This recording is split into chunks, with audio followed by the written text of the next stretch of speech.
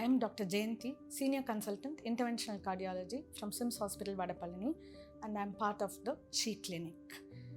I would like to speak a few words on pregnancy and cardiovascular disease today. About 2% of the patients who are pregnant can have associated cardiovascular disease. Sometimes cardiovascular disease can present for the first time in pregnancy. This underscores the importance of having a cardiovascular screening during pregnancy. The investigatory tool is an echocardiogram in pregnancy. There are some high-risk subsets which are very important as far as pregnancy is concerned. The first one is severe pulmonary arterial hypertension. The others are severe valvular aortic stenosis, mitral stenosis and pulmonary stenosis, coarctation of aorta, Marfan syndrome with an aortic diameter more than 40 millimeters, dilated cardiomyopathy with an ejection fraction less than 40%, people with mechanical prosthetic heart valves, and patients who are having cyanotic congenital heart diseases. This particular high-risk subset must be advised against pregnancy. If at all they become pregnant, they must be advised medical termination of pregnancy. There are other cardiovascular conditions in milder forms like mild aortic stenosis or mild mitral stenosis, patients with congenital heart diseases such as ASD, VSD, PDA without any pulmonary arterial hypertension and hypertrophic cardiomyopathy.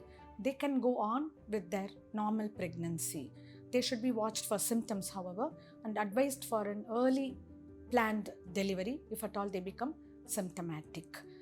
There are conditions such as coronary artery disease caused by coronary arterial dissection, which is quite common in pregnancy. Usually, cardiac surgery is not indicated in pregnancy. These patients are managed by balloon angioplasty and stenting.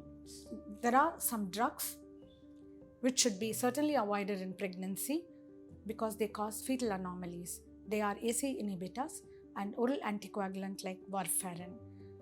Patients also can have arrhythmias during pregnancy. Supraventricular arrhythmias are quite common and they are usually treated with intravenous adenosine, which is quite safe.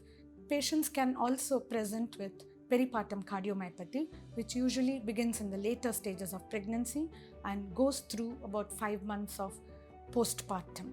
These patients present in heart failure and the treatment is very similar to the treatment of heart failure due to other causes. These patients should be advised against subsequent pregnancies as the recurrence rate of this condition is quite common and maternal mortality can be quite high. Most important aspect I would like to stress upon is pregnancy-induced hypertension, which is quite common in pregnant women.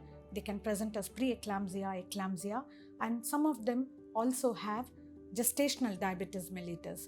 These conditions are independent predictors of future cardiovascular events in these patients and they must be advised regarding periodic cardiovascular screening.